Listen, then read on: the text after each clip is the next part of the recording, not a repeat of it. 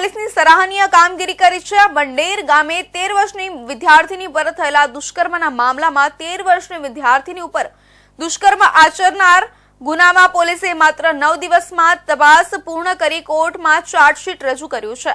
ઉપરાંત દુષ્કર્મ આચરનાર વિપુલ ગોહિલ વિરુદ્ધ ગુના સંબંધિત મહત્વના ઇલેક્ટ્રોનિક, બાયોલોજીકલ તથા મેડિકલ પુરાવાના નમૂના કબજે કરી ફોરેન્સિક તપાસ માટે મોકલવામાં આવ્યા છે। પોરબંદર જિલ્લાના મંડેર ગામની સરકારી બે સેન્ટર શાળામાં 9 દિવસ પહેલા એક ચકચારી ઘટના સામે આવી હતી। શાળાના શિક્ષક વિપુલ બાબુભાઈ ગોહિલ દ્વારા 13 વર્ષની વિદ્યાર્થીની પર 3 થી 4 વખત દુષ્કર્મ આચરવામાં આવ્યું હતું। જૂનાગઢ રેન્જના પોલીસ મહાનિરીક્ષક નિલેશ જાજડિયા અને પોરબંદર જિલ્લા પોલીસ અધિક્ષક ભગીરથસિંહ જાડેજાના માર્ગદર્શન હેઠળ માધવપુર પોલીસે આ કેસમાં ઝડપી કાર્યવાહી કરી છે।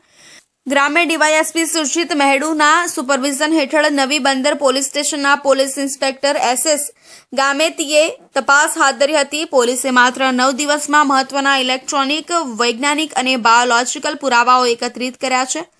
DFSL ગાંધીનગર અને RFSIL જૂનાગઢમાં ફોરેન્સિક તપાસ માટે નમૂનાઓ મોકલવામાં આવ્યા છે।